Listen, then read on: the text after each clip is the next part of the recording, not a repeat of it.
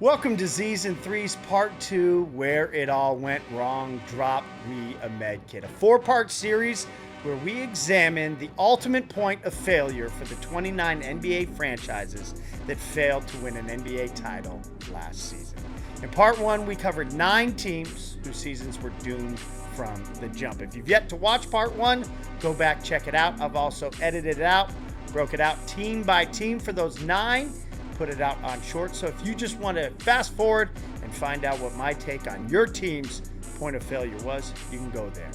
Either way, if you like the show, if you like the series, if you like Season 3s, please do like, subscribe, leave a comment, share with a friend. Season 3's everything that you need to know, all NBA. I had a Sacramento Kings fan comment after watching Part 1. Why do you care about the Kings so much if they suck? Well, I don't care if your team sucks or if your team was the Thunder and they won the title. What I care about is their stories and breaking those down for you in the way that I see it.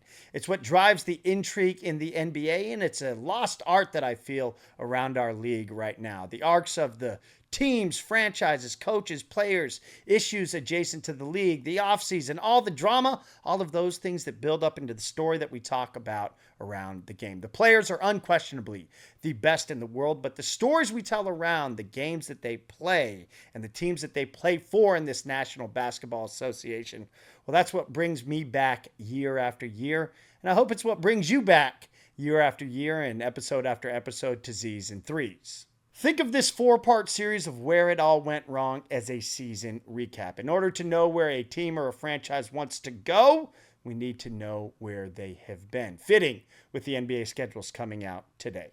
Part 2, 7 teams whose seasons were ultimately ruined by injuries, aka Drop Me a Med Kit, a Fortnite reference for my fellow Fortnite players out there. And since we are dealing with health, I worked up a patient chart for each of these 7 teams that you will see that guides us through where it all went wrong in my final diagnosis. Where It All Went Wrong, Part 2, Drop Me a Med Kit by Season 3s, presented by Contract Year. Where it all went wrong for the New Orleans Pelicans. Let's rewind 2 seasons ago, 23-24. The Pelicans, they win 49 games. It was their most since 2017-18. In the playoffs, they advanced to the second round. That was so long ago. It's when Anthony Davis played for the franchise. But Pelicans, in 24, they were swept by the Thunder, but hey, they were a playoff team. The vibes were trending upward. Prior to the beginning of last season, they trade Dyson Daniels, uber talented. We saw how that played out. The Great Barrier Thief down in Atlanta for DeJounte Murray. Retrospectively, it's not looking so good. Why? Well, drop me a med kit. It was an injury. But this looked like a good move for a team in need of a quality starting point guard. Season starts out 2-0 for the Pels. Could they be a sleeper in the West? Could they build, maybe get above that 8 seed, maybe push into the second round? From there, 3 straight losses. They win a game. Then 6 straight losses. They win a game. Then 9 straight losses. They win a game. Then 11 straight losses. You see the pattern? These Pelicans did not win back-to-back games from their 2-0 start until games 35 and 36 of the season, and it was against the Washington Wizards. They win 4 straight in the middle of January, but rip off another 10-game losing streak. So chart that. That's a 6-game, 9-game, 11-game, and 10-game losing streak. It's crazy. Why? Injuries. Let's go cap hits to games played. And when you talk about the Pelicans, you have to start with their star player, Zion Williamson. $36 million he made last season to play 30 games. CJ McCollum, $33 million he made to play 56 games. All right, getting better. DeJounte Murray, $28 million.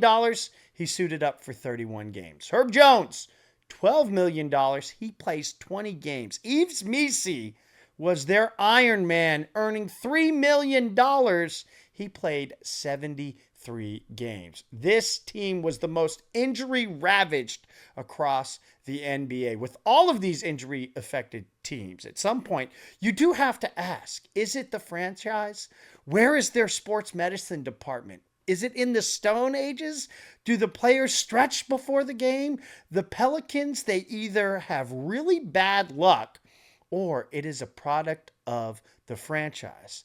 Player specific, you can do and provide everything possible for your players, but the onus ultimately falls on them, aka Zion Williamson, and where the Pelicans are at. But where it all went wrong for the Pelicans, well, it all went wrong for the Pelicans with the injuries that they suffered. And for the Pelicans, maybe it just is all wrong.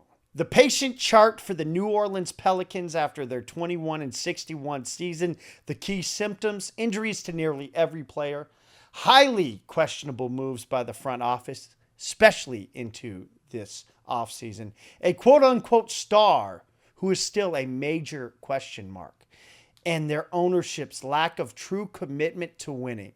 The final diagnosis for the Pelicans: sell and move the franchise. Oh boy, here we go. Where it all went wrong, the Philadelphia 76ers. I know that this is a team that was trying to break through, trying to get to the Eastern Conference Finals, trying to build a championship caliber team around Joel Embiid. But who greenlit the 4-year, $211 million deal to Paul George?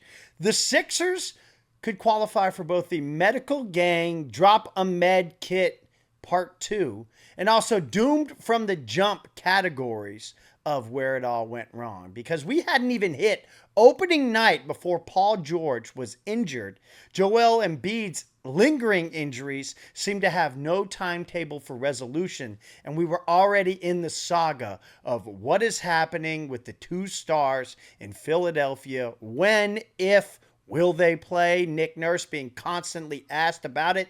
That was the saga. That was the theme for their season. Starts out 3-14. December 3rd was when they had their first 2-game win streak. Joel Embiid plays a total of 19 games.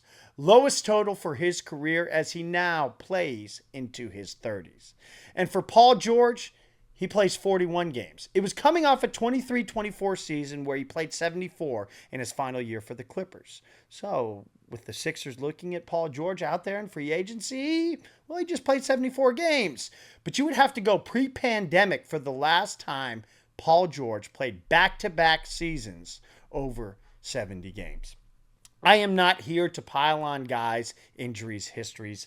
It's been chronicled enough for Embiid and Paul George. It sucks seeing guys go down, and it sucks seeing them in street clothes on the bench, especially with two players this talented. But what's puzzling for the Sixers are when they are getting respectively paid $51 and $49 million, and they are continually on the bench. The best ability is availability, especially for your big money stars. In order to win ball games, your best players have to be on the court. That is no secret. And unfortunately for the Philadelphia 76ers, it seems to be the case that their two best players spend the majority of their time on the bench.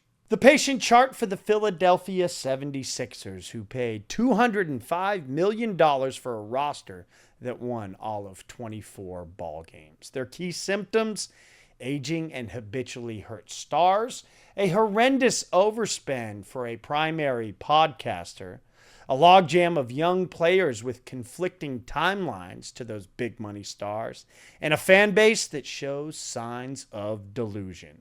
The final diagnosis for the patient: they're going to have to take the pain of their untradeable contracts and just hope that Embiid and Paul George can maintain their health enough for them to be competitive.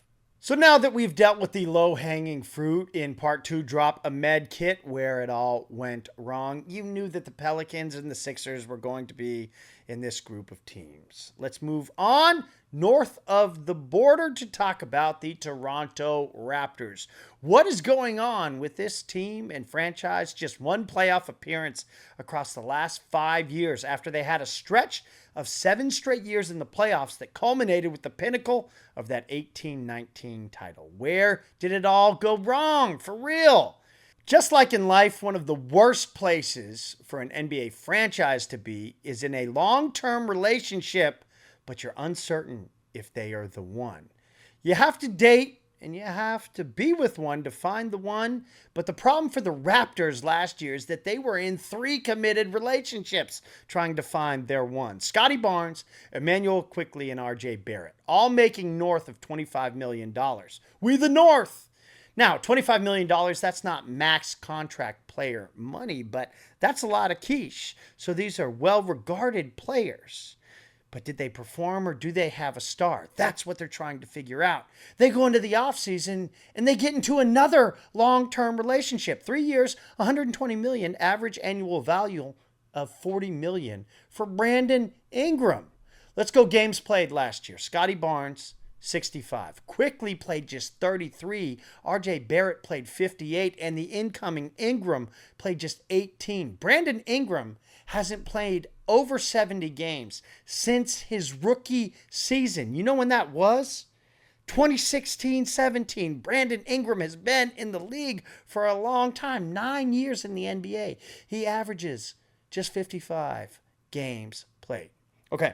That's where they're going. Let's talk about where they were, because this is where it all went wrong. And I will take the glass half full take for the Raptors. Scotty Barnes, he's only 24 years old. In fact, all of the 4 aforementioned players are all under 28 years old.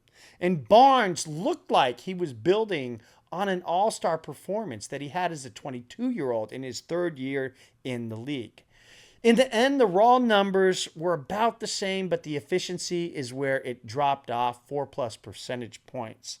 And you can chalk it up possibly to a vicious elbow shot to the face unintentionally from Nikola Jokic that Barnes received in just the 4th game of the season. It sidelined him for the next 11. The Raptors season, across those 11 games that he missed, they were 2-9 without Barnes. They weren't much better with him back in the fold either. They ripped off a 1-16 stretch spanning from early December to January. But not having Barnes definitely hurt. But the question for the Raptors, do they have a franchise player in one of those 4? If so, who is it? And if not, why are they wasting their time? Let's take a look at the patient chart for the Toronto Raptors. 30 wins against 52 losses. Yet another year without a playoff appearance. 4 players that are making $25 million plus, but no star. Or is it Scotty Barnes? They quadrupled down in signing Brandon Ingram, but the championship era has firmly closed. They have a new GM and a new plan. But what is that plan? The final diagnosis for where it all went wrong: it is a full front office transplant. The patient is currently in recovery. Memphis Grizzlies. Man, this will be a fun one as well. I'm enjoying the Drop a Medkit Part 2 of where it all went wrong, because all of these franchises have such intriguing storylines that we watched play out. And for Memphis, it's similar to Toronto. We have another franchise asking themselves, do we have the one? The one being a superstar. They clearly did not have the one with their coach, Taylor Jenkins. They fired him, shockingly, with just 10 games left in the season when the team was squarely in a brutal Western Conference battle. If you remember back then, they were still in the hunt for the 3 seed. They ultimately end up in the 8, dispatched by the Thunder. And this was with a hurt Ja Morant. There is the theme. Ja Morant. For Ja, there is still time to write your story. All-NBA second team, his 3rd year in the league. Most improved player, back-to-back All-Star appearances, made it to the 2nd round of the playoffs. His star was brighter than maybe anyone in the league at the time. Since the issues that Ja has had, both off and on the court, 120 games played. That's an average of 40 a year. That's heavily swayed by the just 9 that he played in 23-24, the combination of suspension and injury. But this past season was a story of stop, start for Ja Morant. The longest streak of games that he played was 6 in a row, and that came in early March. Franchise a couple of years back, they were the hottest buy stock in the league, maybe even more so than OKC. But now gone is their head coach. Gone is Desmond Bane. Jaren Jackson Jr., they re-signed to a 5-year, $205 million renegotiation extension that happened in July. But for the Memphis Grizzlies, all things point to Ja Morant. Is there more all NBA level consistency and winning to come? Or is it just the occasional jaw dropping highlight that we see from the uber talented young player? There's still time for Ja Morant to write his story. The patient chart for the Memphis Grizzlies, who finished with a record of 48-34, did make the playoffs as the 8 seed swept by the Oklahoma City Thunder. Their key symptoms was a surprise coaching change, a cornerstone piece traded in Desmond Bane, continued inconsistency and availability from their star. Does Ja's play match his marketability and charisma consistently? And can Jaren Jackson Jr. play to his cap commitment? The final diagnosis for the Grizzlies: maturity and evolution of their 2 stars. Where it all went wrong for the Orlando Magic. Well, here's a team on the right side of the optimism curve. If they were a stock, I would be Jim Cramer saying bye, bye, bye, bye, bye for the Magic. But last year, it was a little too soon. They made their play in the offseason, luring away a championship pedigreed Kentavious Caldwell-Pope from the Nuggets, previous champion with the Lakers, trying to make some waves while their young foundational stars were still cheap. Top 5 players I looked forward to watching last season. Well, one of them was Paolo Banchero, 22 years old, rookie of the year, all-star appearance. What did Act 3, his 3rd year in the league, have in store? He had 33 in a win on opening night. And then his first career 50 ball against the Pacers in just the 4th game of the season. 31 the night after. PB was cooking. Gut punch. Literally a torn oblique that sidelines him for the next 34 games. All of November, all of December, he did not play. Ends up playing 46 games on the season. 25.9 points, 7.5 rebounds, 4.8 assists, 45, 32, 73 shooting splits. 29.4 points per game in the Magic 5-game series loss against the Celtics. But fret not, Magic fans. The future is bright. Paolo Banchero on the Magic, a 5-year, $239 million max rookie extension agreed to in this offseason. Okay, so no Paolo Banchero. This season probably is doomed. But let's see what the other guys got. Specifically, Franz Wagner as now the lead dog, and Jalen Suggs running the show. Well, Wagner goes down with the exact same injury. Costs him 20 games on the season. Still had one of the dopest moments of the year for me. He was cashing a 3 top of the key to beat the Lakers in Los Angeles. But to add insult to injury for Franz, his brother Mo goes down with a torn ACL, playing just 30 games on the season. But fret not, because the Magic saw enough over the 60 games that Franz played to re-up just the 23-year-old Franz Wagner to a 5-year, $224 million extension. So that is $500 million committed to Banchero and Wagner, the Franz Wagner, for the Magic. Their future is bright with those 2 cornerstones. But where it all really went wrong is, if that wasn't enough, it is hard to survive losing your 2 best players for significant time, but it's damn near impossible when your starting point guard goes down and plays just 35 games. It was the final blow for the Magic, losing Jalen Suggs, and it's the big reason why they finished with the worst offense in the league. But fret not. Desmond Bane, traded from the Memphis Grizzlies, is now in the fold. The coming season starting lineup: Suggs, Bane, Wagner, Banchero, and Wendell Carter Jr. Sign me up on the Magic. Patient chart for the Orlando Magic. An even 41-41 did make the playoffs, losing to the Celtics. Their symptoms: terrible injury luck, a lack of a 4-leader when Jalen Suggs went down. It was just too early for title expectations. But they have 2 bona fide stars, a supporting cast. It is go time for this group the coming season. The final diagnosis: health, growth, and chemistry. We'll see what the Magic have come late spring.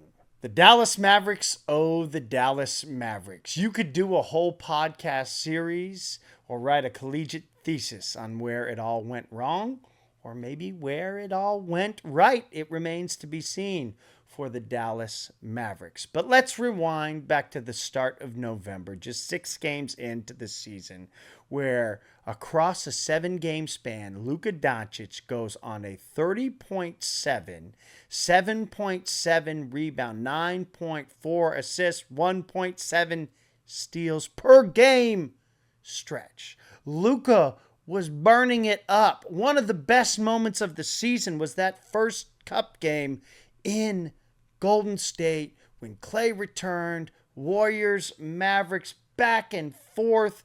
Golden State ends up winning the game by 3. The vibes were off the chart.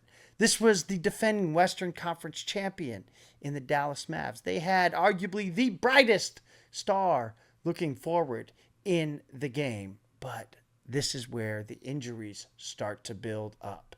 He's inactive for 1 game moving forward, closes out the month, inactive 5 games. And then it all comes to head on December 27th. He plays in the game on Christmas, a loss against the Timberwolves. And after that, he is inactive. And that is shockingly the last that we ever would see of Luka Doncic in a Dallas Mavericks uniform. So where it all went wrong, if you go back, is it a product of Luka's conditioning? If Luka was healthy and doesn't get hurt, do the Mavs end up trading him?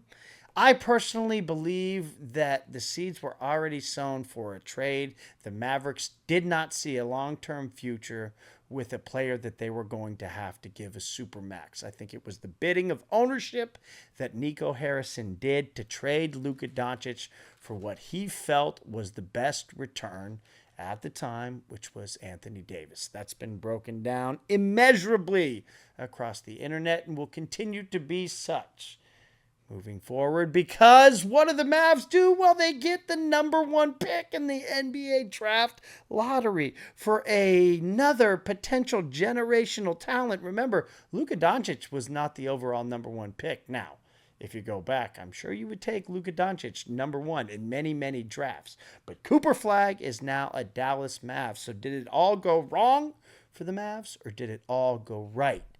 Well, that remains to be seen, but this past season where it all went wrong was with Luka Doncic sitting on the sideline. It gave the Dallas front office time to think about their long-term future, and they did not see it with Luka Doncic in it. The patient chart for the Dallas Mavs, who go 39-43, coming off a Western Conference championship. They do not make the playoffs with their first apron, $187 million roster. Is it unprecedented ineptitude or unreal foresight? Their key symptoms, their lottery luck reward in classic NBA style. Nico Harrison, the GM, gets his guys. They're experienced but aged. Remember, Kyrie Irving is coming off a major injury as well. But do the concurrent timelines work with the talent that they have? Anthony Davis, Klay Thompson, Kyrie Irving, and the development of Cooper Flagg. The final diagnosis for the Mavs, they have to pray that their lottery luck pays off because they traded away a generational superstar. Where it all went wrong for the defending champs heading into this previous season, Boston Celtics. Well, I don't think it was any secret that this team would fall into this category of drop me a med kit of teams whose seasons were derailed by injuries, but none more devastating than that to Jason Tatum. Game number 4 of the Eastern semis against the New York Knicks on the Garden floor. Boston trying to claw their way back into the series and even it up 2 apiece after blowing consecutive leads, going to overtime in game number 1, having to extend themselves to try to come back to even the series up. Jason Tatum building on a career moment, 42 points. It was a moment that we would remember in the positive for him if the Celtics were to come back, even the series, and ultimately win the series, potentially go on to defend their title. But that tangent storyline was for naught because a torn Achilles derails his season derails his next season and potentially derails the franchise and their arc moving forward. It shows you just how quickly things can change in this league, because for the Boston Celtics, we were talking dynasty. We were talking, look at this group. Yes, they're old. Yes, they're expensive. We knew that there was an ownership change where they committed to pursuing multiple titles. It was all going to be contingent on what the outcome of this past season was. And when Jason Tatum, their best player, 4 consecutive first-team All-NBAs, goes down with the crippling injury that you could tell in the moment of, I did an episode that day and said it was like a gut punch. Little did we know that it would be a playoffs full of them, but that changed the fate of this franchise for the short term and maybe for the long term as well, as so many question marks for this Boston Celtics franchise moving forward. But where it all went wrong was watching Jason Tatum crumble to the ground with a devastating Achilles injury. Patient chart for the Boston Celtics: 61 wins, 21 losses. Yes, they make the playoffs. They are a second apron team. They spent $193 million chasing back-to-back titles. But their dynasty championship window was slammed shut in the blink of an eye. And now with new ownership cautious of cost, they jettison key pieces to that title that they won. Their star in Jason Tatum will be sidelined for a full season. And the final diagnosis is to work for a new title window. And there you have it. Part 2, 7 teams where it all went wrong. Those 7, their seasons ultimately derailed due to injuries to varying degrees. Some of them, it just altered their one season. For the Boston Celtics, it could be franchise altering. We will have to wait and see. Dallas Mavericks, same story as well. That's now 16 of the 29 teams that did not win the title last year in the NBA that we have covered and where it all went wrong in their seasons. 9 of which I determined their seasons were doomed from the jump, and the 7 we just talked about that had terrible injury luck to varying degrees. So over halfway home, where do we go from here? Well, you will have to wait until next Friday to find out. But I'll give you a hint. It's teams that are just not quite there yet. The optimism is high for this group because they are building into a championship window. And for some of those, that championship window may be right now. So like, subscribe, set your notifications on for Z's and Threes next Friday for part 3 of where it all went wrong. Hope you enjoyed this one, and we'll see you back for part 3. Peace.